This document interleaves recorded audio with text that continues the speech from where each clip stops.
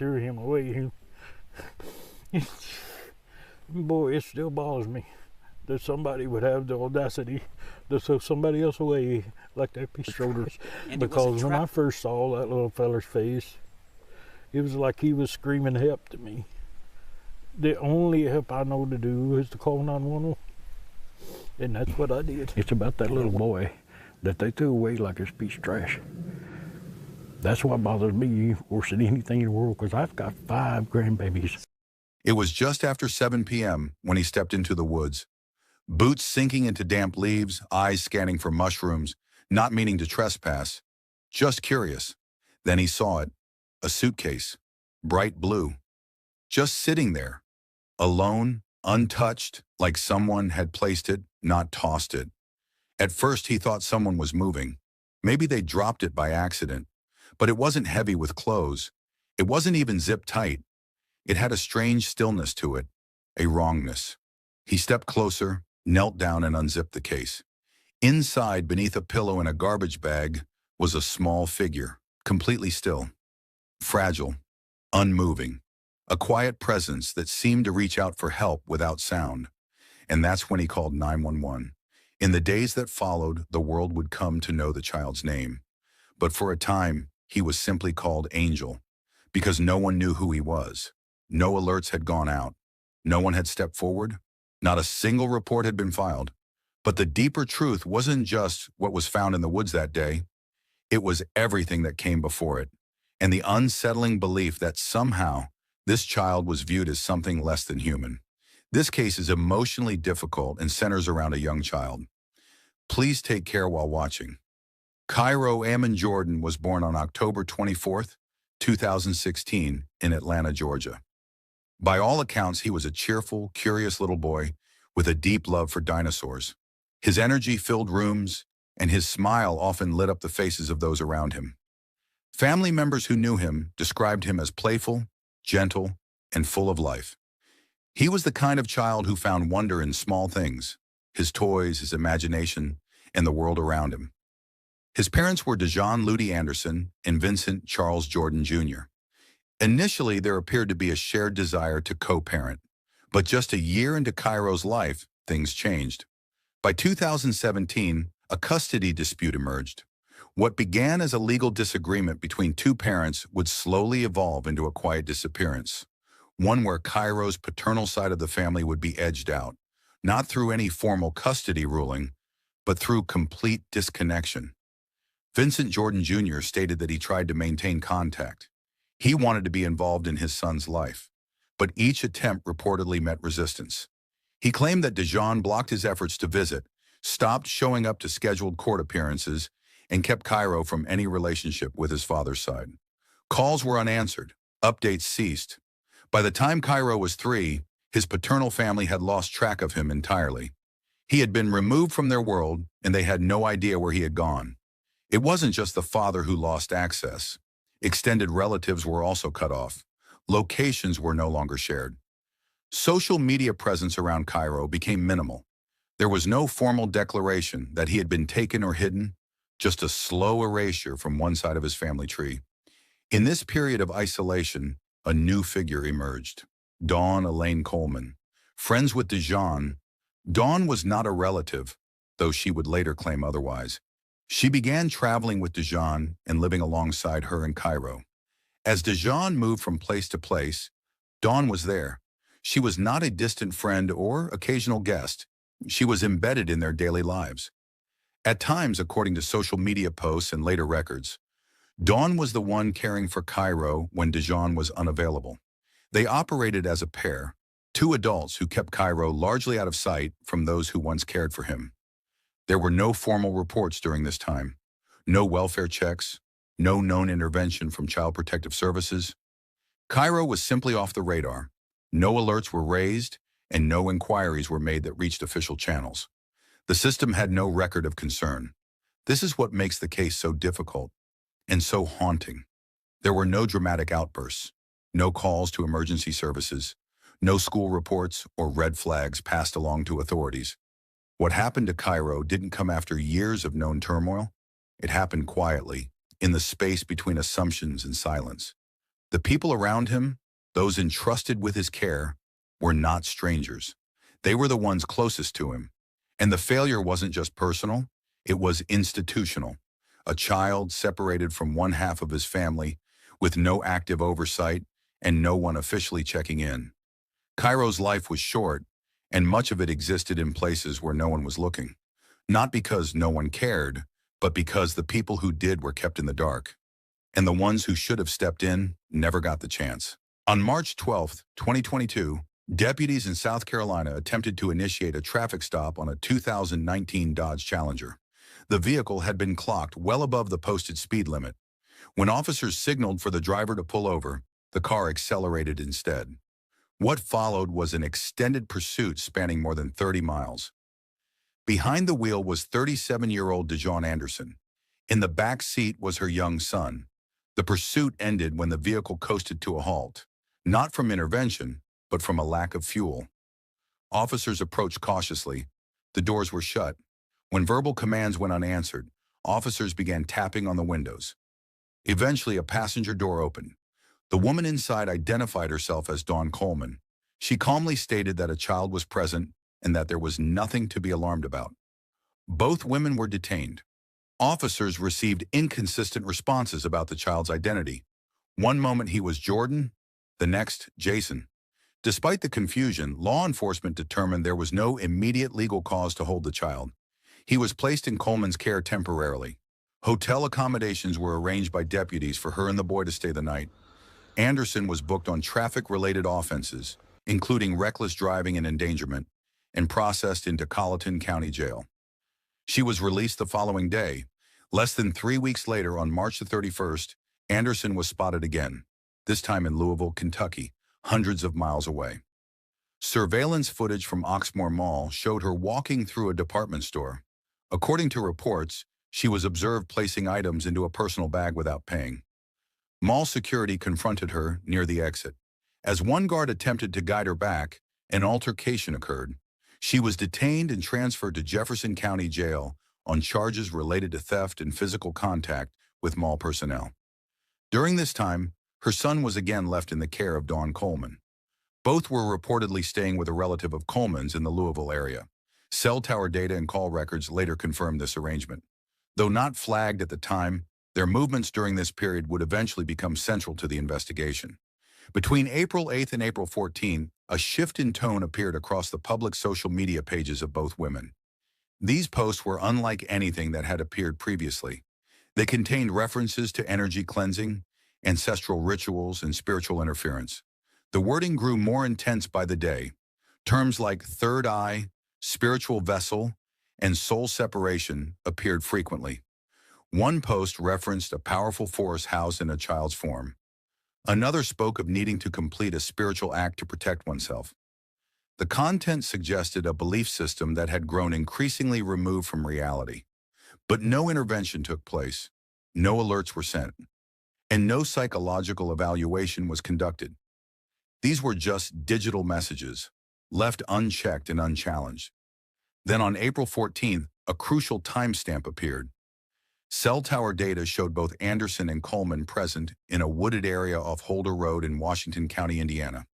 According to investigators, their devices remained in the area for approximately 45 minutes. There were no incident reports, no calls for assistance, and no signs of concern observed by the public. But what happened during that brief window of time would later take center stage in a case that stunned multiple jurisdictions. The online messages, the cross-state travel, the sequence of arrests, each would form a piece of a puzzle that had yet to be fully revealed. Between April 12th and April 14th, 2022, Cairo Jordan disappeared from public view. There were no police reports, no emergency calls, no outreach to medical professionals. What happened during that window of time would only be understood after investigators began reconstructing the final days of his life using cell tower data, forensic records, and personal communications. It was later determined through the coroner's findings that Cairo had been ill. His condition showed clear signs of dehydration, consistent with prolonged vomiting and fluid loss. There was no indication of external harm. No injuries or trauma that would typically raise immediate red flags. His body told a quieter, but no less serious story, one of untreated illness, and ultimately of being left without care. The diagnosis was severe dehydration, most likely caused by gastroenteritis. It is a condition that, in most cases, is treatable, but it requires attention, fluids, monitoring, a decision to intervene. That decision, according to investigators, never came. Once it became clear that Cairo had passed, what followed next was not a call for help or an attempt to explain. Instead, it was an attempt to remove him from view entirely. Authorities confirmed that the suitcase found on Holder Road, a hard shell, blue piece of luggage marked with a Las Vegas design, belonged to Dawn Coleman. Inside it, wrapped in household materials, was Cairo. Though there were no external injuries, forensic analysis confirmed the child had not been moved for some time. Investigators determined that the suitcase had been placed in the woods along a tree line, not buried, but left where it would eventually be seen. No attempt was made to alert the public. No effort to explain what had happened to law enforcement. Cairo was simply gone and left behind without a name. It was an act not of violence, but of silence. One that concealed not just a child, but the failure to help him when he needed it most. On the evening of April 16, 2022, a man named Jeffrey Meredith walked into a wooded area near his home along Holder Road in Washington County, Indiana. He was out searching for mushrooms, something he did regularly. But that evening, his routine took an unexpected turn. Near the tree line, he noticed a bright blue suitcase. It stood upright, clean, positioned deliberately, and clearly out of place. When he looked inside, he knew immediately that something was wrong. He contacted 911, and law enforcement arrived shortly after. They threw him away. Boy, it still bothers me that somebody would have the audacity to throw somebody else away like that. Because when I first saw that little feller's face, it was like he was screaming help to me. The only help I know to do is to call 911, and that's what I did. What they discovered prompted a complex, multi-jurisdictional investigation. The first problem investigators faced was identification. There were no recent reports of a missing child matching the profile. No alerts had been filed. No one had come forward. Without a name or clear origin, the public began referring to the child simply as Angel, a temporary name, one given by strangers who cared, even though they didn't know him. Community has embraced this little boy from day one, had a funeral for him, and everything came together and paid for everything, or it was donated. So I am glad that finally justice will be served. The Indiana State Police, working with the Washington County Sheriff's Office, began a detailed forensic analysis. Evidence collected from the suitcase included several items sealed and handled with care. Investigators recovered usable fingerprints from some of the inner materials. These were submitted to national databases for comparison. It took time, but on June 29, 2022, the first match came back. A set of fingerprints was linked to a woman named Dejon Ludi Anderson. That match led investigators into a broader inquiry. Who was Dejon Ludi Anderson? Where had she been? And who had she been traveling with? Authorities followed the trail into digital forensics. Court-approved access to mobile records, location data, and online platforms provided a fuller picture of movement and communications. These logs confirmed what came next. Less than a month later, on July 25th, a second match was confirmed. Another set of fingerprints, collected from the same suitcase, was connected to Dawn Coleman, an associate of Anderson. With two identities now verified, law enforcement widened their scope. Surveillance footage pulled from multiple sources showed a pattern. A residential camera near Holder Road captured a Dodge Challenger, registered to Anderson, traveling through the area at a time that aligned with earlier phone data. The car was the same make and model involved in a separate incident week earlier in South Carolina. Investigators then turned to social media. Subpoenaed access to both Anderson's and Coleman's accounts uncovered a string of public posts written in the weeks prior to April 16th. The content was unconventional. Posts included mentions of spiritual concepts, emotional conflict, and vague references to energy and protection rituals. While not directly incriminating, when placed beside the physical evidence, the posts raised concern. The language suggested a mindset moving further away from reason. From the outside, it appeared erratic, but to law enforcement, it provided context. Investigators established a digital timeline. Cell towers confirmed both women were present near the wooded area in the days before the suitcase was found. Location pings, travel routes, and communication timestamps formed a map that led straight to Holder Road. The evidence was not based on a single clue. It came from dozens of sources, phone records, fingerprints, surveillance, and the women's own public posts. Together, these formed the foundation of a case that was beginning to reveal a deeply unsettling truth. A child had vanished and no one had sounded the alarm. In October 2022, Dawn Coleman was located in California and taken into custody. Her name had already been connected to the forensic evidence found in Washington County, Indiana. Fingerprints, travel records, and cell tower data placed her at the scene. Investigators had also linked her online activity to a series of unusual and concerning public posts in the weeks surrounding the case. Confronted with the weight of this evidence, Coleman agreed to a plea deal.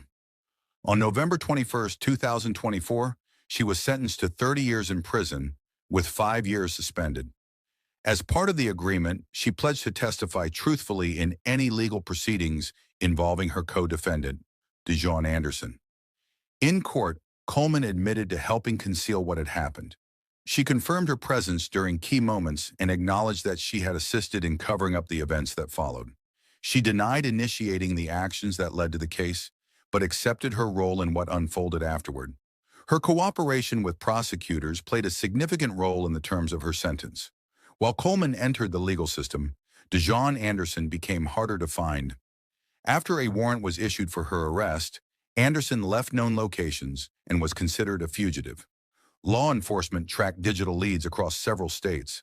She remained off the radar for nearly 2 years, despite national attention and public awareness.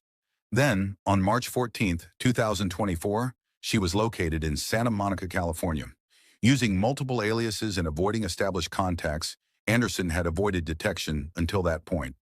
Once apprehended, she was transported back to Indiana to face the charges already filed in connection to the case. Later that year, in August 2024, a psychiatric evaluation was requested by her legal counsel. The court granted the motion. Following a mental health assessment, Anderson was found not competent to stand trial at that time. She was placed in the care of Logansport State Hospital, a facility specializing in mental health evaluations and treatment. Over the following months, her condition was closely monitored. Then, in February 2025, a reassessment was completed. This time, the court determined she was competent to proceed with trial. A formal date was scheduled for October 7, 2025. In pretrial hearings, Anderson submitted several handwritten motions, documents that included long, often unconventional arguments unrelated to the core charges. The presiding judge, Chris Medlock, reviewed these filings and issued an order to suppress those that did not meet legal standards or fell outside courtroom procedure. The court maintained that while every defendant has a right to participate in their defense, proceedings must remain focused on verified evidence and applicable law. At present, Anderson remains in custody, awaiting trial. She has not been convicted, sentenced, or entered any plea in this case. The charges against her are still pending, and the court has not yet ruled on guilt or innocence. This case highlights a broader challenge often faced by the legal system: how to address issues of mental health within the framework of accountability and due process. It raises questions about capacity, intent, and the ability of the justice system to respond effectively when serious allegations intersect with psychological complexity. With a trial now scheduled, the case is poised to move from investigation to judgment. For investigators, legal teams, and families involved, it marks the beginning of the next phase, where evidence will be tested, testimony will be heard, and the events behind one of the most unsettling child protection failures in recent memory will be publicly examined. There was no Amber Alert, no missing child report, no outreach from schools, family services, or concerned relatives. Cairo Jordan's absence didn't trigger protocol because no one in the system had been alerted that he was gone. Despite 2 separate arrests involving Dejon Anderson within weeks of each other, one involving a high-speed chase with a child in the vehicle, and another involving an altercation with mall security, there were no wellness checks conducted on Cairo. No social services inquiry, no follow-up from authorities across jurisdictions. She was released both times on bond. No questions asked about who was caring for the child, no coordination between the law enforcement agencies in South Carolina, Kentucky, or Indiana. 3 states, 3 separate encounters with authorities. And still no system flagged Cairo as a child in danger. This wasn't a single oversight. It was a pattern, a cascade of missed steps, each one avoidable, each one in isolation, small. But together they formed a silence that lasted long enough for the unthinkable to happen. By the time Cairo was found, the only people who came forward were strangers. In Salem, Indiana, the community offered him dignity when no one else had. A casket was donated, a service was held, and for a time, he was known only by the name they gave him, Angel. Not because they knew who he was, but because no one else had claimed him. This case didn't slip through the cracks because of one person. It happened because the cracks were wide, deep, and already there. When a child is isolated, it rarely looks urgent from the outside. But distance, especially from family, should always raise questions. When someone begins cutting off contact, changing locations, or avoiding shared responsibilities, that's when the right questions matter most. In Cairo's case, there were signs, but they were spread across people, places, and platforms that weren't speaking to each other. That disconnection became the very thing that let this case go unnoticed. Caregivers, educators, neighbors, each has a role in keeping children safe. But trust alone isn't a safeguard. When a parent begins removing a child from all outside contact, especially during conflict or instability, that's not just personal. It becomes a risk factor. Systems can only do so much when the warnings don't reach them.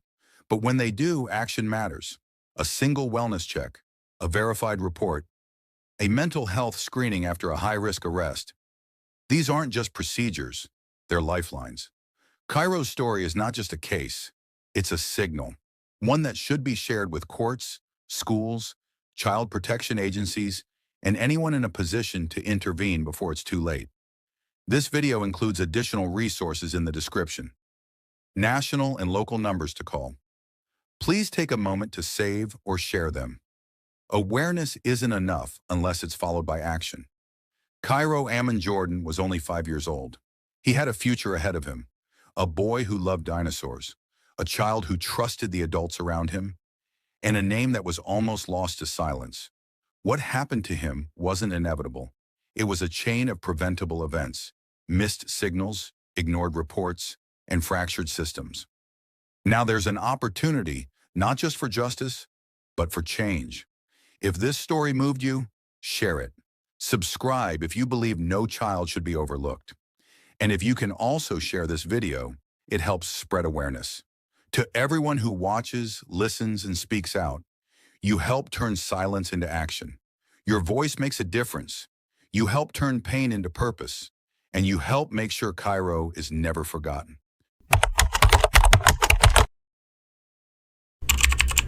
Good evening. A heartbroken foster mom, frustrated and in disbelief, hearing the little boy she loved suffered from excessive corporal punishment for the 2 months after Cortland County gave his father custody of him.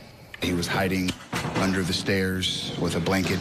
I can't speak to whether or not he heard them coming, knew that they were coming. I can't speak to his mindset. When they entered, they searched, and that's where they found him. Mom, please don't make me go back there.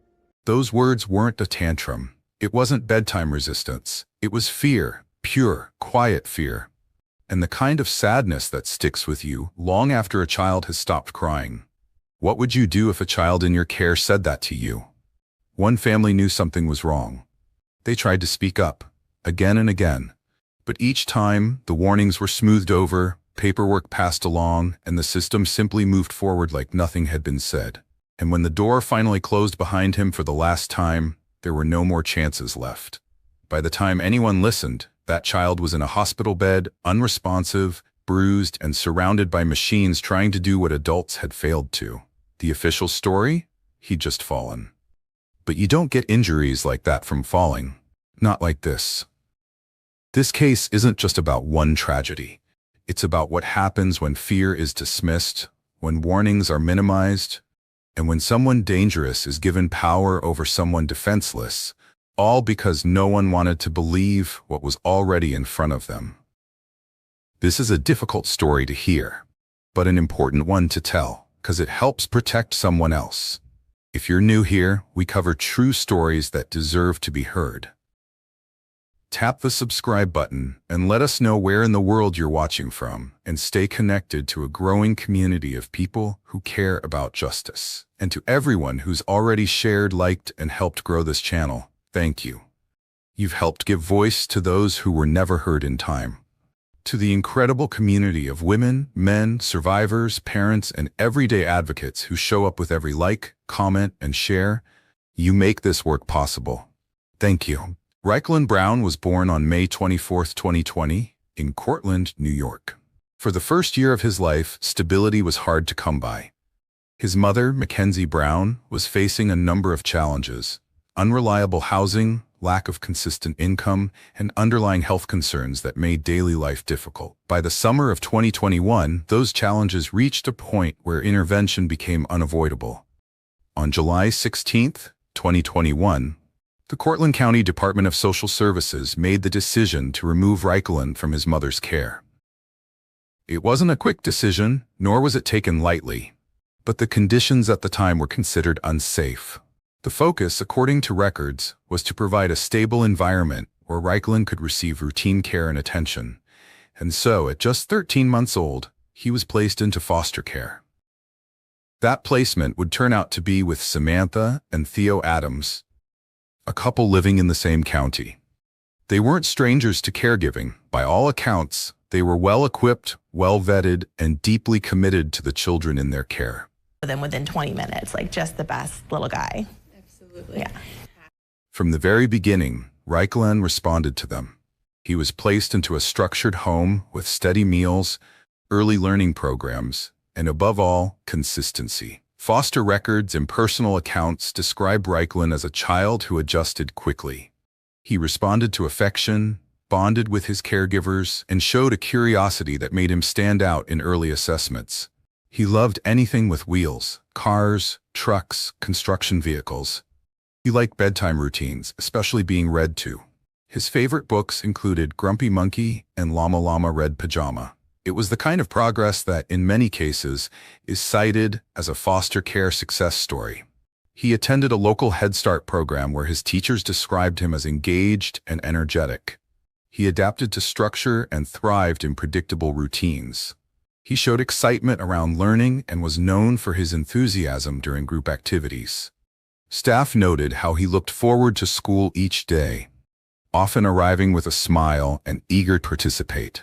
His language and social skills improved steadily, and his developmental milestones were tracked closely and met with enthusiasm. In-home observations filed by caseworkers noted that he appeared secure in the Adams household. He called them Mom and Dad. He was seen cuddling with his foster mother during quiet time and playing outside with Theo in the afternoons. There were no signs of distress, and his health records during this period showed no medical concerns or behavioral instability. His daycare attendance was regular, so were his medical appointments. There were holiday photos, drawings taped to the fridge, routines that seemed to signal permanence. Samantha and Theo took their role seriously.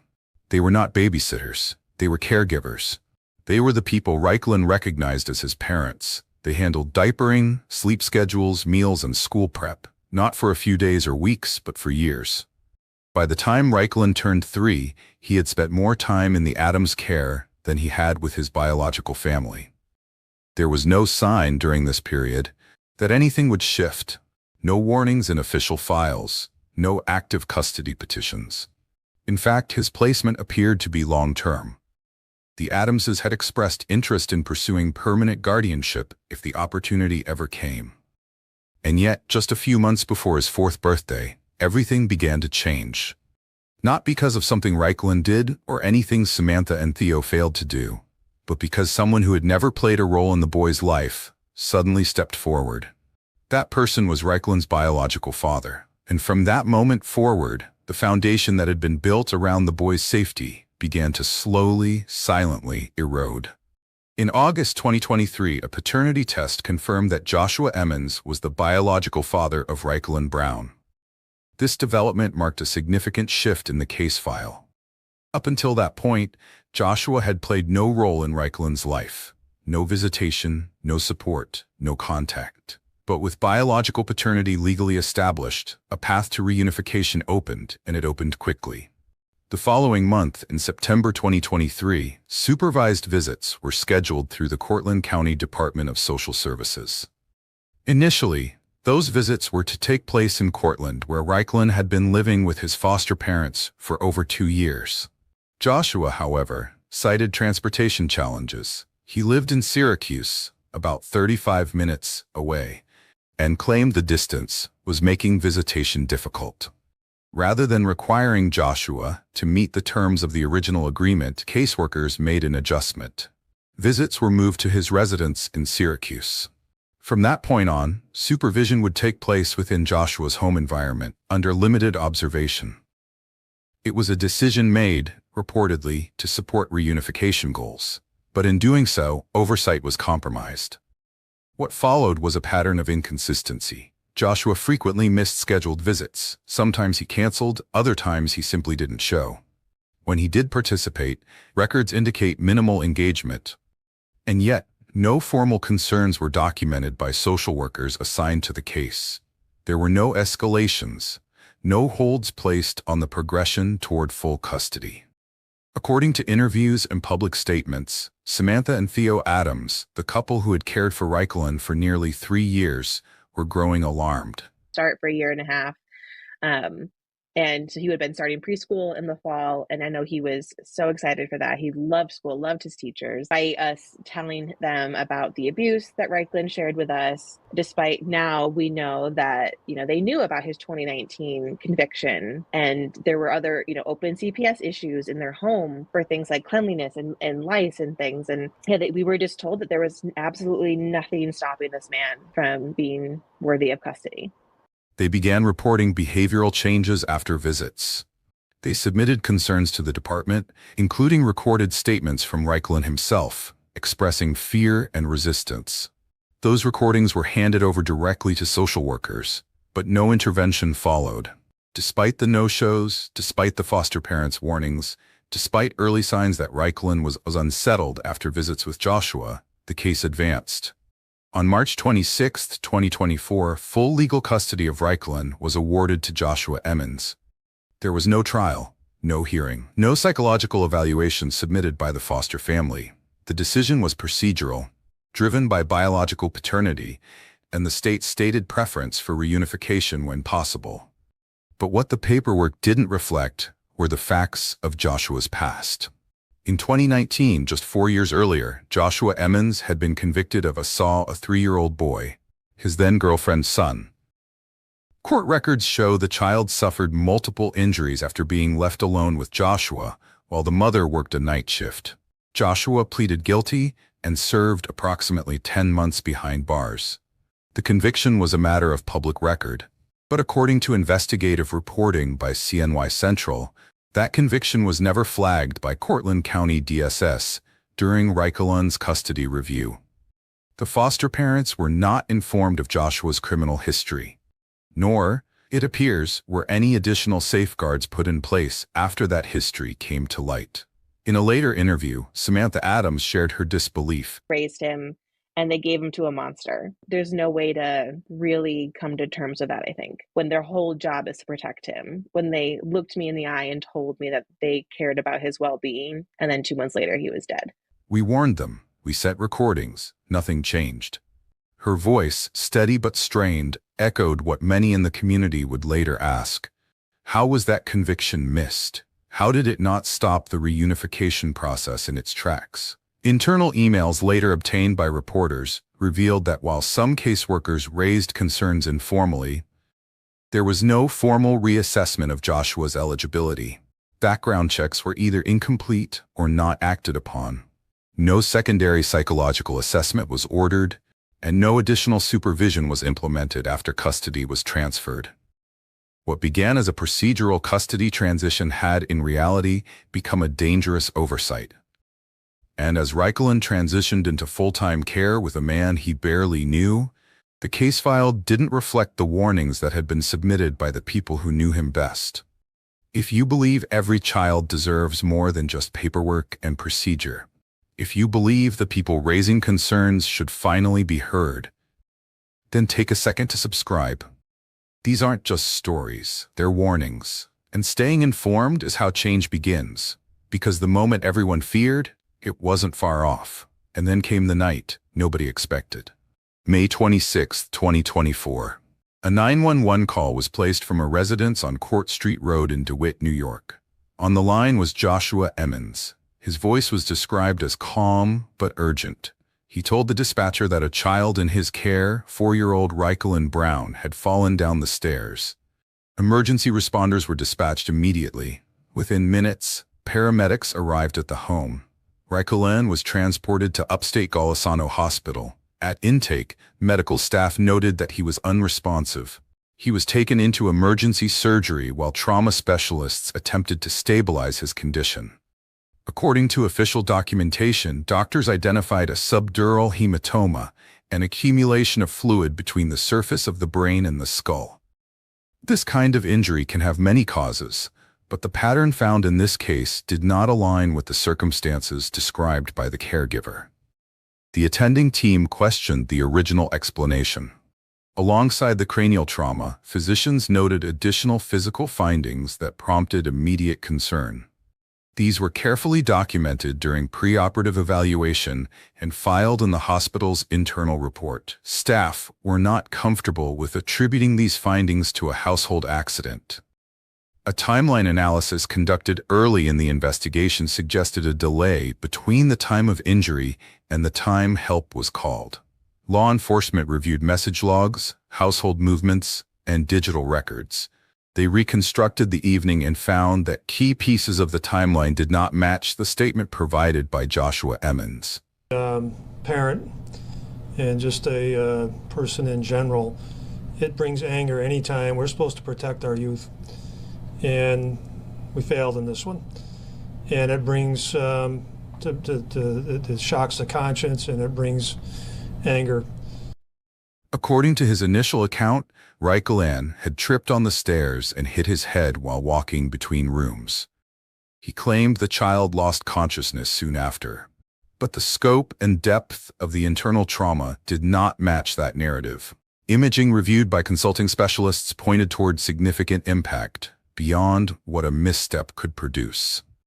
The Onondaga County Sheriff's Office was notified by the hospital. That same evening, detectives arrived at the home to secure the scene. They documented the layout of the staircase, photographed structural features, and collected any environmental evidence that could help verify or refute the events as described. In parallel, the Department of Social Services was contacted. Upon hearing the child's condition and the concerns raised by medical staff, DSS initiated immediate safety measures. All 7 other minors residing in the home, some biological, others through Emmons' partner, were removed and placed into protective care until the investigation could determine whether further action was needed. Back at upstate Golisano, Reichelin was placed under intensive observation. For the next 3 days, he remained in critical condition. Physicians monitored brain activity and conducted repeat assessments. But despite continued efforts from the hospital's pediatric trauma team, there was no significant improvement. On May 29, 2024, 3 days after arriving by ambulance, Reichelin Brown passed away. The hospital updated law enforcement and DSS immediately. News of his passing was not made public right away. Investigators continued interviewing medical staff, social workers, and individuals who had interacted with the family in the weeks prior. Behind the scenes, a broader picture began to take shape, one that contradicted the original story given to first responders. And then came a phone call. The call that would alter the course of the investigation and bring everything that had been hidden out into the open. But the phone call investigators received next changed everything.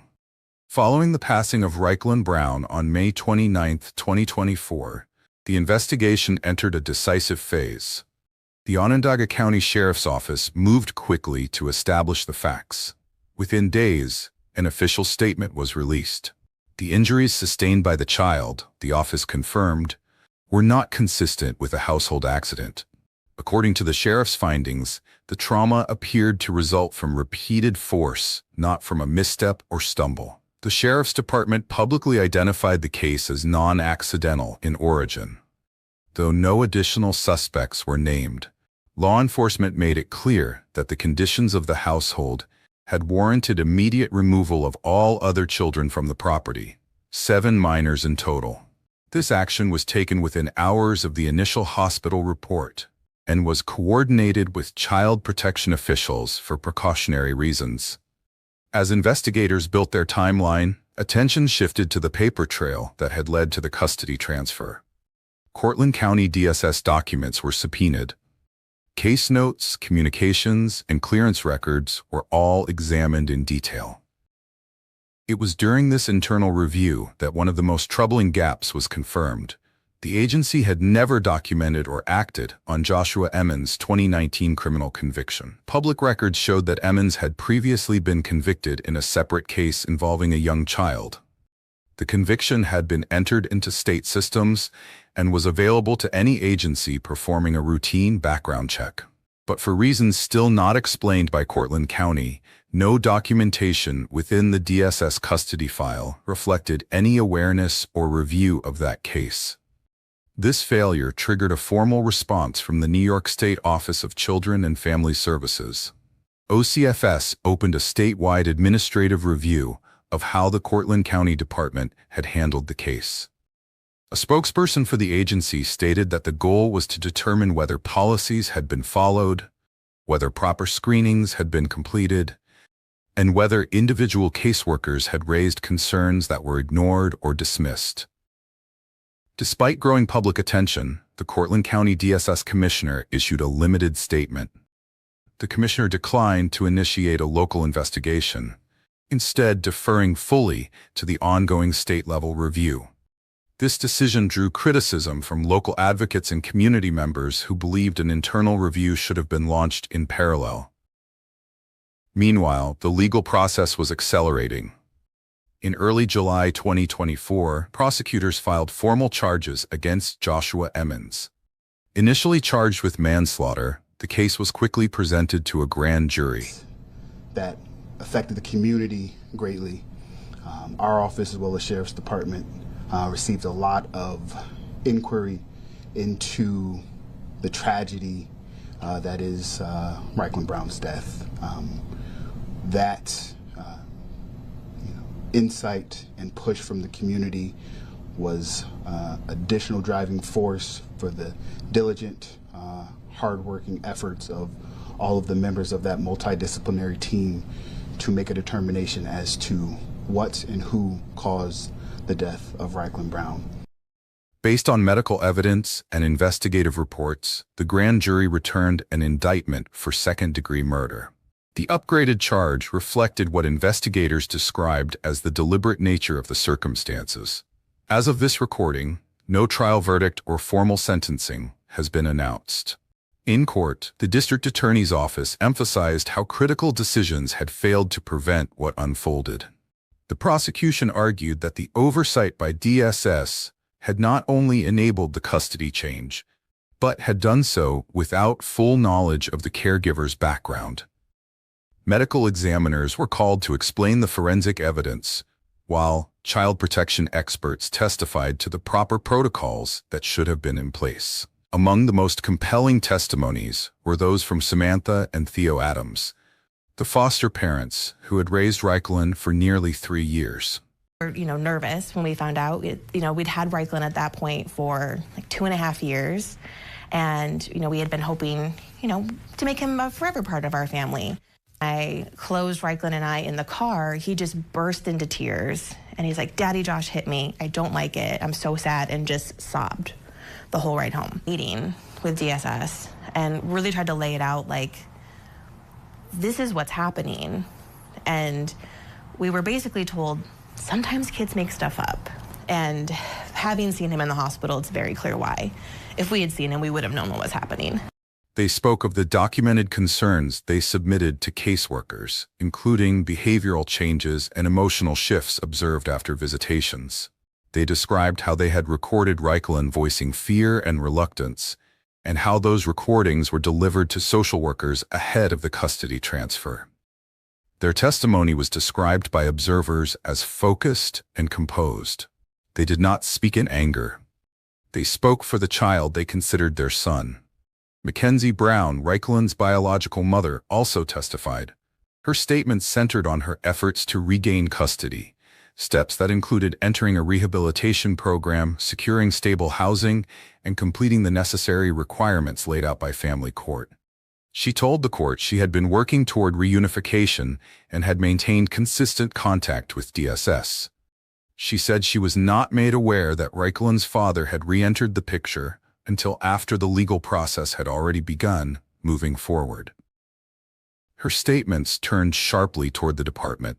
She questioned how DSS could have approved a custody change to a parent with a known criminal history, while denying her the same opportunity. Despite showing proof of compliance with agency directives, the defense representing Joshua Emmons offered a limited rebuttal. They maintained that the incident was unintentional, the result of household dynamics and a lapse in supervision, not deliberate action.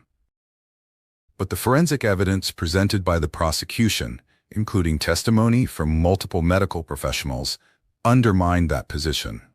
There was little room left for ambiguity. The courtroom, filled with agency officials, legal observers, and community members, sat in silence as the state's final evidence was submitted. While the legal process would continue, the message in that room was already clear. This was a case about more than one man's actions. It was about an entire system that had failed to act, despite being warned. In the weeks following the indictment of Joshua Emmons, the focus of public conversation shifted from the courtroom to the institutions that had overseen Reichlin Brown's case. What began as a quiet custody dispute had now become a statewide flashpoint, one that exposed how deeply fragile the safety net for children could be when protocol wasn't followed or when warning signs were set aside. Foster parents Samantha and Theo Adams, who had cared for Reichlin for nearly 3 years, did not return quietly to private life. They spoke to local outlets, they gave interviews, they shared what they had submitted to the Department of Social Services long before Reichlin was removed from their home. Audio recordings, documented concerns, and behavioral observations, filed, time-stamped, and ignored. Their message wasn't fueled by bitterness. It was focused. They wanted transparency, reform, a review of policies that prioritized procedure over reality. Their voices joined a growing chorus of professionals, advocates, and former foster parents who saw this case as more than a single failure. It was, in their words, a reflection of how the system handled pressure and how it often protected process over people. Mackenzie Brown, Reichlin's biological mother, also stepped forward. She spoke publicly about her attempts to rebuild her life following previous instability. She discussed the steps she took, enrolling in rehabilitation, securing stable housing, attending parenting classes. According to her statements, she had been complying with DSS requirements and was actively pursuing reunification. They said they did background checks on Josh, and I don't know how they missed the case in 2019. This is their fault. Her frustration came from learning, too late, that while she was meeting expectations, another path was being cleared behind the scenes. She had not been informed of Joshua's involvement until custody proceedings were already underway. And once the process began to favor the biological father, her concerns, she says, were no longer given weight. Local media continued to track the developments. Coverage was consistent. Investigative reporters published timelines, interviewed caseworkers off the record, and published breakdowns of who made which decision and when. But as of now, no new legislation has been passed in response to the case. There have been no public hearings. No revised policy statements from DSS leadership. The state-level review remains ongoing, but concrete reforms are still pending. The case, at least for now, is being treated as a cautionary tale, rather than a turning point. In the aftermath of cases like this, many families, especially those with young children, find themselves asking, how do you protect your child when the system doesn't? What are the early signs? What tools can you use? We spoke with a child safety consultant who works with educators, law enforcement, and parents. According to her, the most important safety net is layered, not reactive.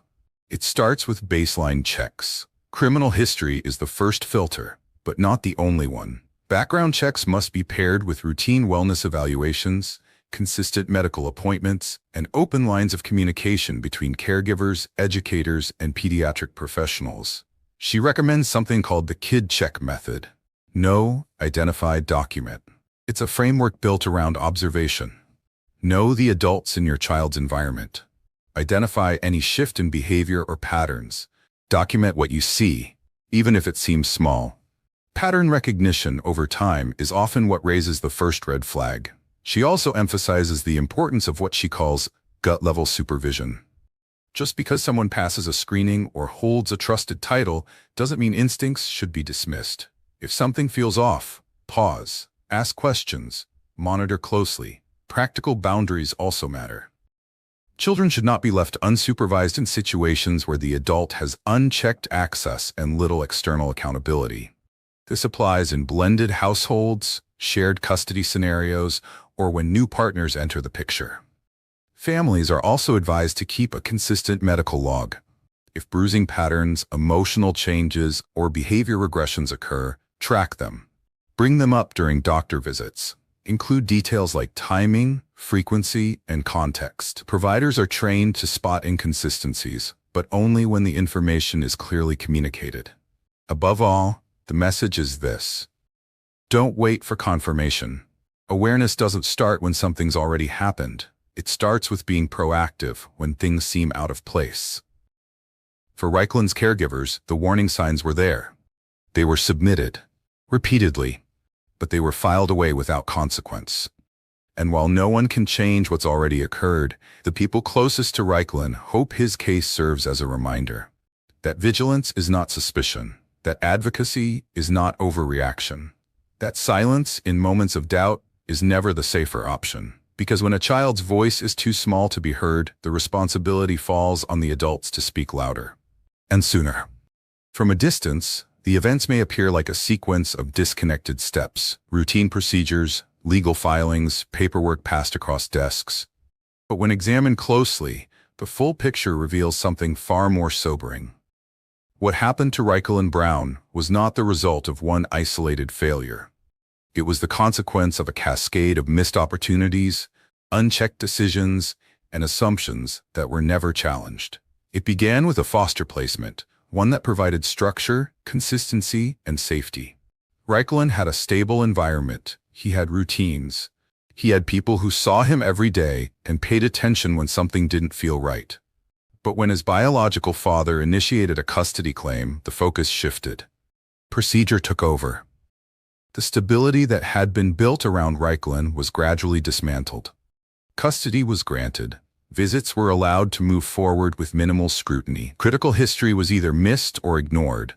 And the moment questions were raised by the very people who had cared for him for years, the system remained silent. Warnings were filed, but not acted on. And when the emergency finally came, it was already too late. In the end, Reikland was removed from the only consistent home he'd known. Within weeks, he was in a hospital. Within days, he was gone. What followed was a legal reckoning. We're here to address the tragic death of one Reikland Brown. We wanted to advise the community that in cooperation with the Onondaga County Sheriff's Department, the person Onondaga County Child Protective Services, McMahon Ryan Child Advocacy Center, and the Onondaga County District Attorney's Office, we were able to arrest and present a case to the grand jury against Mr. Joshua Emmons. He was indicted for murder in the second degree, as well as a manslaughter charge for the death of Reikland Brown, consisting of brutal assault attack that caused the child's death. This was a case that affected the community greatly. Our office, as well as the department, received a lot of inquiry to tragedy that is Michael Brown's death. That insight and push from the community was additional driving force for the diligent, hardworking efforts of all of the members of that multidisciplinary team to make a determination as to what and who caused the death of Raglan Brown. Unfortunately, our community has suffered many tragic losses when it comes to children that we are all expected to protect and cherish. It gives me great pleasure and honor to say that the members of this multidisciplinary team was able to address that concern of this community. It's able to answer the questions that the community appropriately asked about what happened to Raglan Brown. So again, I just wanted to address the community and thank all the members of the Sheriff's Department that worked diligently and tirelessly to come up with this result. I'll take any questions regarding this case. So he was originally charged with manslaughter. Why were the charges up to second-degree murder?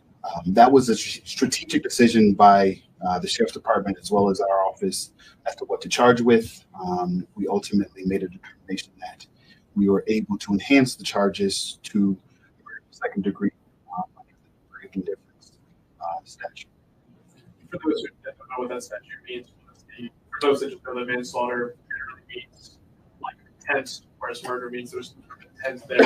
What can you say about that? So what I can say is for the manslaughter charge, there is a reckless conduct, and with the murder charge, depraved indifference, requires conscious disregard of the conduct and to exhibit depraved indifference to human life in regards to some of the intentional actions that were taken that caused the death of the child, specifically in this case, Raglan Brown. Given the child died in late May, what was it that took quite a bit of time, at least from a civilian's perspective, about 2 months to be able to put Emmons in handcuffs?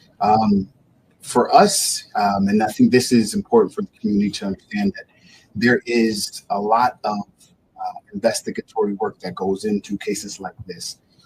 For us, 2 months in this child fatality case is actually very quick, and I'm very proud of the investigatory steps that the Sheriff's Department took in our office, because ultimately a case like this is dependent on the information that the medical examiner's office can present. There are medical experts in upstate that we are constantly in communication with because it is the experts as well as the forensic evidence in the case that really describes what happened and gives us an indication of what occurred. So it is with constant communication that we actually met with, again, the members of the Sheriff's Department, and our office. We met with the medical examiner's office multiple times to discuss and to be educated on what we're actually seeing and what information is needed to make the charges that we have here. So the child died because of blunt force trauma to the head. Can you give more details about how that happened? So what we are told from our pathologist and the upstate medical team is that the child suffered blunt force trauma either by shaking, striking, or being slammed into another object, causing the subdural hematoma brain injury that ultimately is the cause of his death. You mentioned Child Protective Services being part of this multidisciplinary team, but was Portland County DSS ever involved, being that they were the ones to place Emmons with Raglan at the time? So what I can say is the Cortland County Child Protective Services agency was not involved in the investigation into the fatality of Raglan Brown. I know that they had it, our case prior to Joshua, the defendant, being placed as the guardian Reichland Brown, but they were not a part of the criminal investigation. When it comes to Portland County approving that custody, there is public record that doesn't take long to find that Emmons had struck repeatedly another 3-year-old, causing extensive bruising and jail time for it.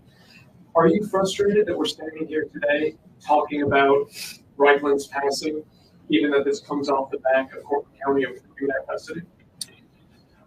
What I'll say is I'm frustrated with any child's death and in this kind of circumstance. I mentioned before that the death of Reichland Brown and the deaths of other children in our community, the hands of others who are supposed to be protecting them, is tragic in and of itself.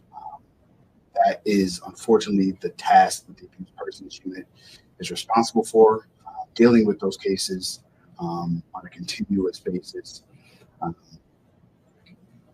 But I guess it would exaggerate that frustration a little bit more, knowing that there was physical abuse in the past. But ultimately, we can't say what information Cortland County had at that time to make the determination. I think ultimately, we're responsible for finding out what happened to Reichland Brown on that tragic day. Is your office part of any follow-up into how Cortland County conducted itself? I can't speak to that right now. There were other children in the house at the time as well. Were they also abused? There's no indication right now that there were any other children abused in the home, but obviously, anytime there are other kids in the home where something kind of like this or any type of sexual abuse allegation is being alleged, every child in the home is interviewed to the point where everyone involved in that multidisciplinary team is comfortable with the understanding of what happened. Okay, so do we know what happened with the children, if they might have been removed from that household or the parent? Those children have been removed. Was the 2019 conviction of Emmons, was that out of the county? That was. So do you think that there should be maybe that communication between both counties to make sure that Cortland County had that information, or a piece of vote on that? I can always say that there can never be too much communication. There's always room for improvement. There's always the ability to communicate better. The truth of the matter is that information is accessible countywide. There are multiple agencies that can access that to make that determination about what should or should not happen in a case like this.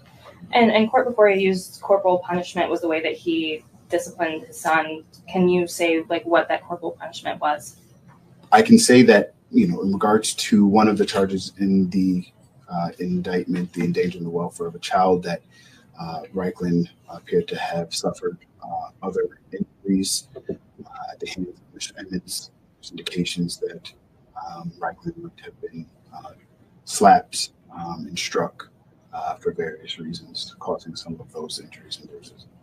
Has Emmons, as this investigation has gone on, or has your team uncovered what led to the moment that Emmons killed Reichland? Was it him attempting to punish the child for something? What was the inciting incident? There's multiple theories on that. Some that I'm not ready to disclose at this point. Sheriff, for your office, just to come back around to the 2019 conviction, what's going through your head, given that we're standing here talking about a dead 4-year-old child when the father that took custody of him had this prior conviction? As a parent and just a person in general, it brings anger anytime we're supposed to protect our youth. And we failed in this one. And it brings, it shocks the conscience, and it brings anger. Our detectives did a great job. This happened on Memorial Day weekend. We didn't get involved until 36 hours into the case. And just, I can't speak enough for the great work my people are doing, working through that anger and working through a dead 4-year-old. Is your office talking to Portland County DSS? I'm not sure. Records will be provided if they're requested. So the child was on life support for about 3 days before he passed. And I believe the foster parent said that he donated organs, so he was taken off life support. Do you know who had the pure of attorney to make that decision? I'm not sure. I'm not sure at this time who actually made that call. Did the mother have joint custody or visitation rights with her son? She did not have joint custody, but she had the ability to have visitation with Reichland. You mentioned that those records were pretty much public and accessible countywide. So is it at all possible that Cortland County did not have access to seeing Emmett's past criminal history and abuse? It's possible that they did not see it. I don't believe it's fair to say it's possible that they did not have access to it. Were there any witnesses to this crime happening to a child? There was no witness inside the home when these fatal injuries occurred. Reichland, our theory is that Reichland was in sole care and custody of the defendant Joshua Emmons when he suffered these injuries. A grand jury indictment, a public outcry, an administrative review. But these steps, while important, came after the fact. After the loss, after the silence. This case is not just about accountability. It's about a system that allowed vulnerability to go unnoticed, even when people tried to speak up. It's about the difference between what's on paper and what's happening in real time. If Reichland's story moved you, please subscribe and stay connected. These cases don't often make headlines for long, but the impact they leave behind, the families, the caregivers, the communities, they live with the consequences. Your voice can amplify change, and your awareness can help prevent it from happening again. What reforms matter most to you? DSS accountability? Stronger background checks? Community-led oversight? Let us know in the comments. We read every response, and your feedback shapes the direction of what we cover next. We tell Reichland's story so no child goes unheard again. Thank you for always standing with us, and we'll see you in the next video.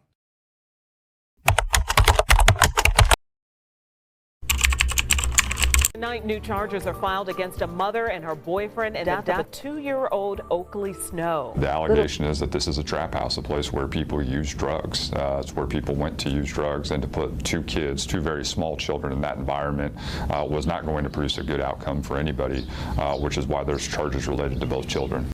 A neighbor watched from her window as a young couple stepped quietly from the house. In the man's arms was a small bundle, wrapped tightly in blankets, still, silent. The child wasn't crying. She wasn't moving. They placed her in the car and drove off. No sirens, no urgency, no explanation. What began as a custody dispute soon turned into something far more unsettling. A missing toddler, a trail of inconsistent stories, and two adults who refused to say where she'd gone. As the days passed, so did the hope of hearing good news.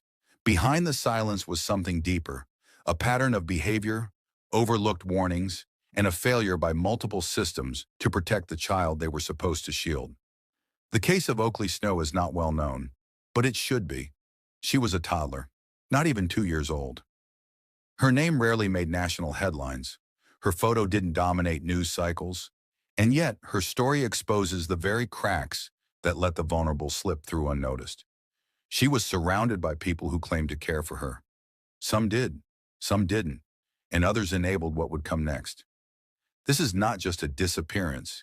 It is a case of misplaced trust, quiet negligence, and missed intervention. It's a case that shows how danger doesn't always shout. It sometimes hides in plain sight. Oakley wasn't taken by a stranger.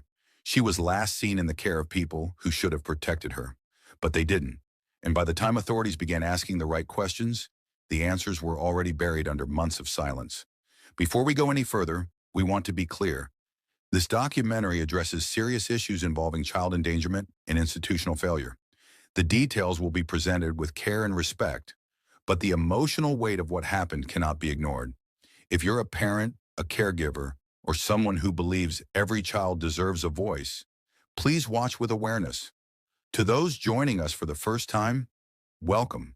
If you're here because you want to better understand these cases and how to prevent them, consider subscribing and letting us know where you're watching from. Your support helps us bring these stories to light and gives a voice to those who can't speak for themselves. And to our returning viewers, thank you. Your shares, your comments, and your compassion continue to grow this community. You've helped turn this channel into a place where silence is challenged, where facts matter, and where the overlooked finally get seen. Oakley's case may not have captured national attention when it happened, but that doesn't mean it's any less important.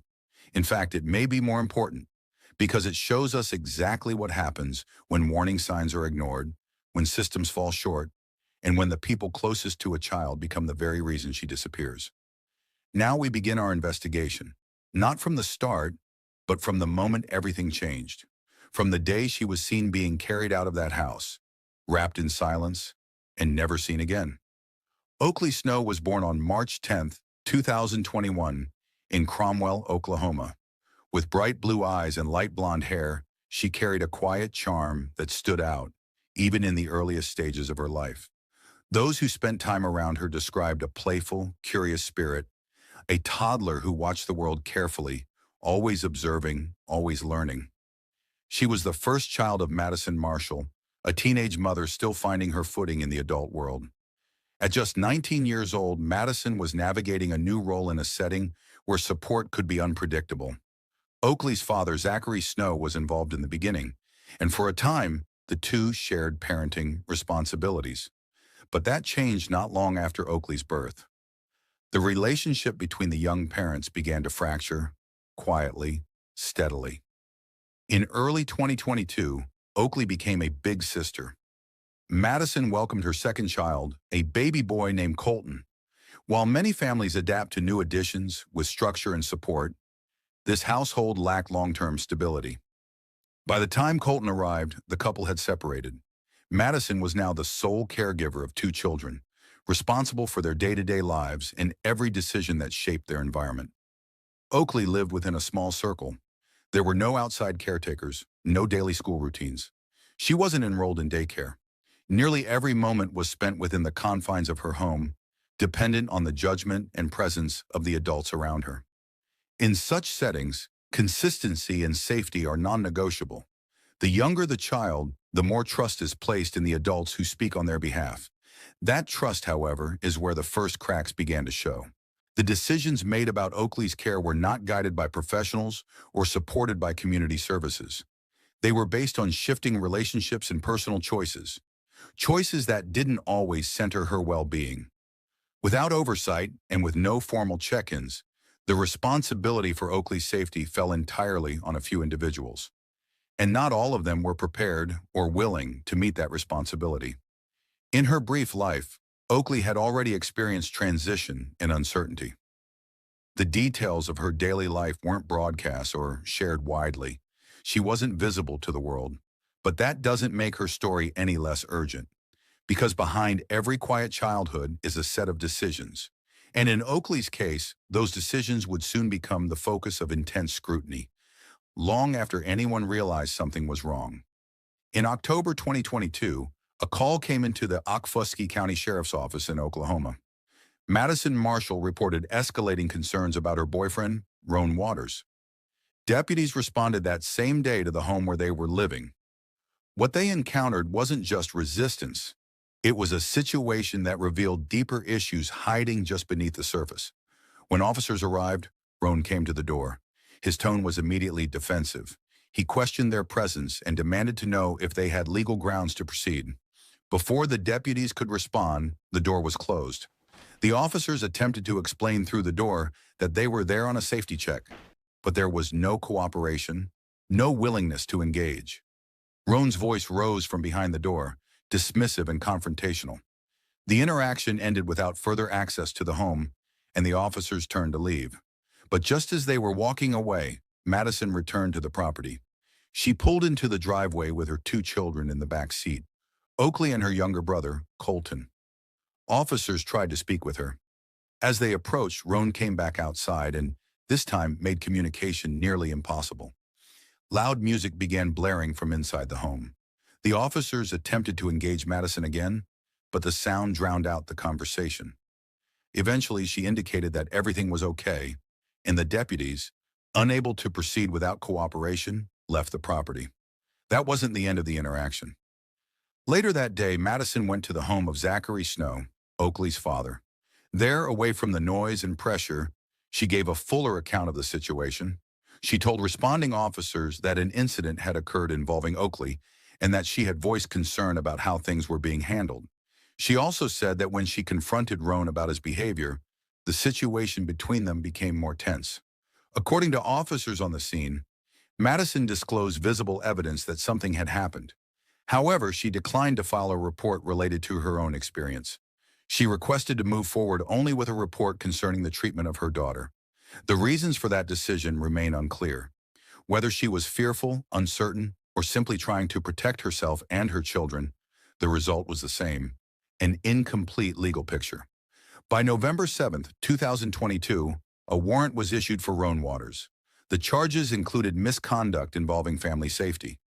Yet despite that formal step, enforcement did not follow. He was not taken into custody. No protective supervision was enacted. The home environment remained unchanged. This was a pivotal moment. A formal complaint had been made. First-hand information had been provided. There was a warrant on record.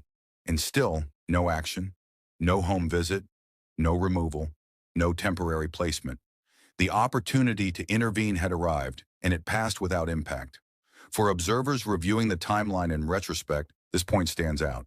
It was a clear chance to ask harder questions, to push for accountability, and to prevent risk. But the system didn't respond, and that silence, measured not just in days, but in decisions not made, would go on to define what came next. In cases like this, breakdown doesn't happen all at once. It happens in small moments, in missed conversations, in unchecked warnings, and in delays that carry consequences. The warning signs were reported, but reporting them wasn't enough. Not this time. On January 19, 2023, a call was placed to the Seminole Police Department in Oklahoma. The caller was Zachary Snow, father of 2 young children. His voice was calm but urgent. According to Zach, his former partner, Madison Marshall, had arrived at his home earlier that day alongside her boyfriend, Roan Waters. When they left, both children, his daughter Oakley and her younger brother Colton, were gone. Zach made it clear he had not given Madison permission to take the children. There was no legal arrangement in place authorizing their removal from his care. The departure was unexpected and unannounced. In that moment, he feared the situation was not just impulsive, but deliberate. He told officers he believed Madison had traveled to Indianapolis, Indiana. He pointed to Roan Waters' family connections in the area. Roan's mother was known to have access to rental housing in the city. Zach suspected the couple may have relocated there for shelter and distance. He had no exact address, only a likely destination based on past conversations and online activity. Despite the nature of the complaint, an Amber Alert was not issued. The system is designed to activate under specific legal criteria: a confirmed abduction, a known suspect, and clear indicators of immediate risk. In this case, law enforcement considered it a custodial disagreement. Madison, being the children's biological mother, had not violated a formal custody order on file. As a result, the request did not meet the threshold required for public notification. But for Zach, that distinction offered little comfort. He knew who Madison was involved with. He understood the previous concerns and the broader history, and he felt without hesitation that his children were not in a safe environment. In the days that followed, Zach took it upon himself to investigate. He contacted friends, searched social media, traced mutual contacts, and made repeated attempts to reach Madison. Every unanswered call, every day without a reply, added to the tension. Neither child had been seen. No updates had been posted. No confirmation of their location was provided. To the system, the case was inactive. To Zach, it was anything but. He reported every new detail to investigators. He voiced his concerns with increasing intensity. And while the law required more evidence to act, Zach continued pushing for attention. This moment marked the beginning of a larger unraveling, not because the facts were already known, but because the silence around them began to speak for itself. If you're a parent or caregiver, think about this carefully. Would you know what to do, what to say, how to respond if your children were taken without warning? and the system told you it wasn't enough? Share your thoughts in the comments, because sometimes it's not just about knowing what's wrong, it's about knowing how to be heard. The house in Indianapolis wasn't listed as an active rental. It was privately controlled by Roan Waters' mother and served as a temporary place for Madison Marshall, Roan, and the two young children, Oakley Snow and her baby brother, Colton. The neighborhood had taken notice. This house wasn't a typical family home. Neighbors referred to it as a place where people came and went without much structure. The front yard lacked upkeep, and inside the space was sparse. For some it was a stopover. For Oakley and Colton, it became a residence, at least for a short time. This arrangement raised questions for those who visited. Among them was Kiona Waters, Roan's sister. During a visit in early February, Kiona later told investigators she saw Oakley and became immediately concerned. She didn't like what she observed. When she tried to bring it up, Roan responded with aggression. He told her to leave the house, and she did. But the visit stayed on her mind. She eventually reached out to the Department of Child Services to voice her concerns, and that was the right thing to do. Another visitor was Chad, a friend of Roan's. On the morning of February 9th, 2023, Chad stopped by the house. Oakley was there. He recalled how she responded warmly when she saw him, as if happy for a moment of normalcy, but something else caught his attention. He noticed that Oakley appeared to have makeup carefully applied around her face, particularly near her mouth and eyes. To Chad, it didn't look like playful dress-up. It looked purposeful, and he knew a small child like Oakley wouldn't know how to apply makeup. He later told authorities that it seemed like someone was trying to change how she appeared. He also noted areas of discoloration, which left him unsettled. Chad didn't press the issue then, but it stayed with him. That same day, the situation took a sudden turn. Madison and Roan left the house. They didn't bring Colton with them. Chad received a message. Madison was asking him to take Colton temporarily. When he arrived, the baby was alone. There were no supplies, no written plan, just a quick handoff and an unclear promise that they'd return soon. They didn't. Chad alerted Roan's mother. She picked up Colton and later brought him to Kiona, who then took steps to notify Zachary Snow back in Oklahoma. Colton was now accounted for, but Oakley wasn't, and no one who saw her at the house that week could say for sure where she had gone. What this moment revealed was less about one event and more about a pattern of quick exits, vague information, and people trying to connect the dots with limited pieces. It wasn't just one act that raised concern, it was everything surrounding it. The silence, the reactions, the decisions. There were no formal checks, no welfare visits, no legal safeguards triggered by what was seen. Those who noticed signs and shared concerns did so individually, and not always with a clear idea of what they were seeing. Without a structured system watching closely, the environment went unchecked. And that's what made it so risky. Not the location, not the condition of the home, but the lack of transparency, the decisions made behind closed doors, the voices that were too small to speak for themselves. Because some dangers don't arrive loudly. They unfold in familiar places, through quiet choices, and from people no one expected to question. February 9th, 2023. The day began quietly in the Indianapolis home, where Madison Marshall and Roan Waters had been staying.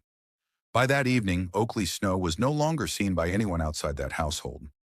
Madison began telling acquaintances that Oakley had been involved in an accident at home. According to her, the toddler had fallen while bouncing on a toy and needed medical attention.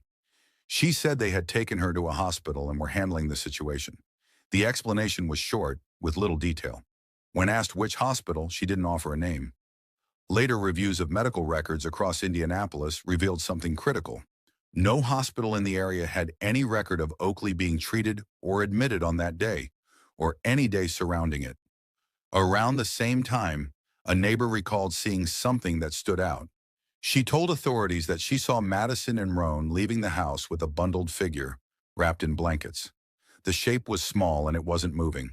She assumed it was a sleeping child being carried to the car. But what struck her was the absence of typical signs. No baby car seat, no baby bag, and no preparation for travel. The couple left without saying a word. They didn't return. After that moment, Oakley Snow was no longer visible to neighbors, friends, or extended family. Shortly after the couple disappeared, known phone numbers stopped working. Social media pages that had once offered glimpses into their lives were suddenly inactive. Messages went unanswered. Calls went to voicemail. Those closest to the family began to worry. This was not just a case of an unreachable parent. The absence of communication was paired with a missing child and a narrative that didn't hold up under even the most basic scrutiny. The claim about a hospital visit had no evidence. The departure had no notice. And no one, not family, not neighbors, not local officials, could verify Oakley's location. At this point, there was no official alert, because there was no confirmed emergency under the criteria required to trigger one. But for those who knew Madison and those already worried about Oakley's well-being, the concern had grown far beyond suspicion. As hours turned into days, attempts were made to locate the couple. Family members called friends, tried to trace digital footprints, and contacted anyone who might have answers. But it became clear that both Madison and Roan had cut off contact. Whatever had occurred in that house, they weren't talking about it. This was no longer just a custody issue or a communication gap. It had become something else, something defined not by what was said, but by what was withheld. In true crime investigations, silence can say as much as words. And on February 9th, 2023, the silence surrounding Oakley's whereabouts began to grow louder. It marked a turning point in the timeline, the moment where uncertainty gave way to something more calculated, something that left the people who cared most with only questions and no answers. Fast forward to March 3rd, 2023. In Greenwood Village, Colorado, police responded to a call at a local hotel. It was a routine disturbance report until they ran the names of those involved. Among the guests was Roan Waters. Officers quickly discovered there was an outstanding warrant for him out of Oklahoma. The warrant had been active since late the previous year. Based on that record, officers placed Waters under arrest and took him into custody. Also staying at the hotel was Madison Marshall. However, at the time of the arrest, Madison had no active warrant and was not considered a suspect in any open criminal investigation. She was not detained and was allowed to leave the location. That moment shifted the direction of the case. Law enforcement in Oklahoma had been actively working to locate both Madison and Roan after Oakley Snow was reported missing. With Roan now in custody, efforts intensified to find Madison and to clarify Oakley's whereabouts, who by that point had not been seen for weeks. Through a combination of phone records, digital activity, and help from family members, investigators traced Madison to North Carolina. On March 23, 2023, the FBI located her at a residence near Fayetteville. She was taken into custody and transported for questioning. It was during that interview that Madison gave her statement. She described a tense morning inside the Indianapolis house. According to Madison, Oakley had been upset, crying for food and not settling down. Roan, she said, was irritated by the noise and quickly lost patience. Madison told investigators that he picked Oakley up and reacted physically. She said the child hit the floor and was noticeably affected afterward, quiet, not herself. She later became unresponsive later that day. Roan refused emergency help, instead wrapping her in a blanket and placing her in their car. Madison rode in the back seat with Oakley on her lap and later noticed she was cold to the touch and her lips were bluish. At this point, she knew her daughter had passed away. According to Madison, they drove for a long time to an abandoned house in Martinsville. Madison said Roan entered the building alone, and when he returned, Oakley was no longer with him and said she would be next to disappear if she said anything to anyone. When asked directly about Oakley's location, Madison told investigators that Roan had driven them to a rural area in Martinsville, Indiana. She described the site as an abandoned structure, old, unoccupied, and far from public view. She said Roan entered alone while she waited in the car, then returned shortly after. Authorities used this account to begin a focused search. With Madison's cooperation, detectives narrowed down several locations. After reviewing property records and conducting surveillance, they located a home matching her description. On April 21, 2023, officers entered an abandoned house in Martinsville. Inside, they discovered evidence consistent with what Madison had described. A concealed dresser had been used to hide Oakley's deceased body from view. Forensic teams processed the scene and later confirmed the identification through proper verification methods. Madison's statement brought to light what many had feared. Her version of events, supported by location data and other findings, helped connect critical points in the timeline. It also closed a chapter on the unanswered questions surrounding Oakley's disappearance. In Seminole County, when Madison Marshall left Cromwell with her 2 children, ages 2 and 7 months, she is a custody mother of these children, and she had committed no crime. And this is kind of an ongoing off and on deal between her and the father. At that point, we didn't even know that she was gone. After a couple of days, Dad found out from the sister of Rome Waters, who's the next boyfriend of Madison, that they had departed Okfuskee County and had went to Indianapolis, Indiana. We had no information and nothing that we could issue an Amber Alert. They didn't meet the qualifications. They was with their mother. She has custody. There's no court orders, and there was no proof that they was in danger. Rome was arrested in Colorado in a motel with Madison, and there was no child. He was arrested on an outstanding warrant from Okfuskee County that was not connected to this case. And then Madison had hitched a ride back to Indianapolis, and then from there, some friends from North Carolina had bought her a bus ticket to go to North Carolina. And we just want the public to know that any information needs to be going to Indianapolis. That's where the charges would be filed at. Social media has got this, all people think that she was seen here and she wasn't. I mean, the last known when she was seen was February the 9th up there. We have taken voluntary DNA from the father just in case we need it. But even here, we don't have enough to get a search warrant to get DNA from mother or from Rome because of no crime being committed in this state. And we are in contact with Dad most days. Investigator Steve Williams talks to him almost on a daily basis. At this stage, both Roan and Madison were now tied directly to the case, not just through behavior, but through evidence.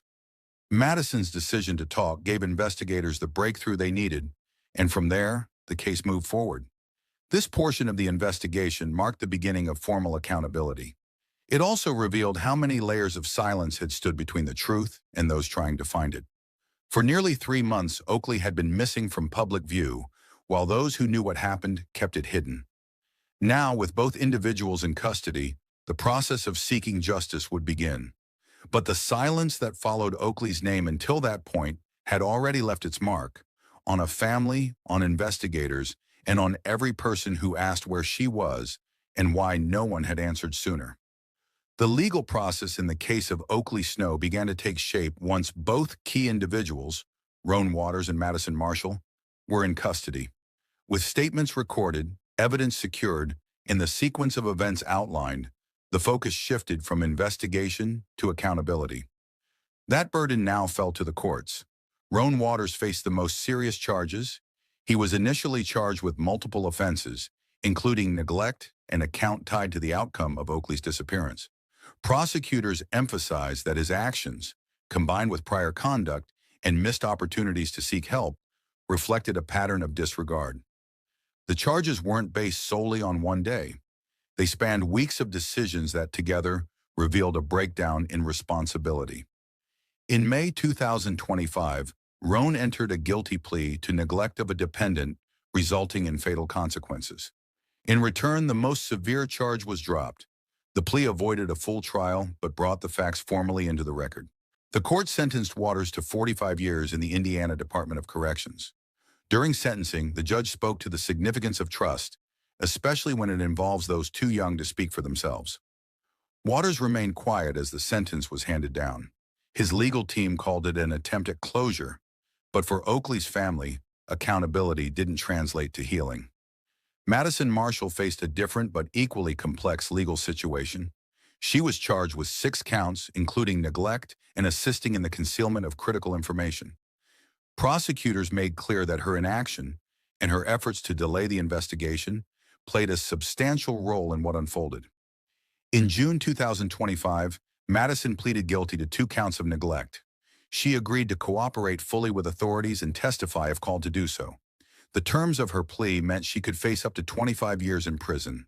Her attorneys described her as someone overwhelmed and intimidated, but prosecutors challenged that narrative, pointing to choices she made after the fact, choices that kept others from finding Oakley sooner. Her final sentencing is scheduled following a full judicial review, including statements from Oakley's relatives. While her cooperation was acknowledged, the court made clear that cooperation after the fact does not erase prior decisions. This phase of the case brought structure to what had, for months, been shrouded in silence. After a long series of unanswered questions, the courtroom finally provided some resolution, and while the law cannot undo the past, it can define where responsibility lies. Beyond the individual sentences, this case brought broader scrutiny. It sparked questions about reporting procedures, intervention thresholds, and the warning signs that too often go unheeded. In this instance, delays by both individuals and systems added up to irreversible consequences. Justice in this case came slowly, but it arrived. If you believe cases like Oakley's must be seen, remembered, and used to push for better protections, subscribe to stay informed. What happened to her should never be reduced to headlines. It should be a turning point, a call for change, one we cannot afford to ever ignore. The system had more than one opportunity to step in, and each time it paused when it should have acted. When Madison Marshall first reached out to law enforcement in late 2022, she described a volatile situation inside the home. Officers responded, made contact, and were shown warning signs. A warrant for Roan Waters was eventually issued, but it went unserved. At the same time, Child Protective Services had already been made aware of concerns. A formal report had been submitted, yet no protective measures followed. There were no emergency removals, no immediate check-ins. Even with a documented history, the environment around Oakley remained unchanged. Officials now confirmed that Oakley's name had appeared in state-level records well before her disappearance. She had already been identified as a child who might be at risk. But because those reports lacked urgent, visible harm, the case didn't escalate. Each moment added to the next, and the silence between those moments allowed the situation to continue. Speaking during the legal proceedings, Chief Trial Deputy Matt Savage stated, "They were entrusted to protect this child, and they failed miserably." This wasn't a single error. It was a breakdown at multiple levels. The allegation is that this is a trap house, a place where people use drugs. It's where people went to use drugs, and to put 2 kids, 2 very small children in that environment was not going to produce a good outcome for anybody, which is why there's charges related to both children. If you've ever raised a concern that wasn't taken seriously, share your experience in the comments. These conversations matter because behind every file, every report, and every delay, there's someone who's depending on the system to listen. When something feels wrong, don't wait. Say something. That single step can change everything. Situations like these rarely start with headlines. They begin quietly, in overlooked moments, in gut instincts ignored, in details dismissed as harmless. But hesitation isn't neutral, and silence, when repeated, can become complicity. Oakley's case makes one thing clear. Not all danger is visible.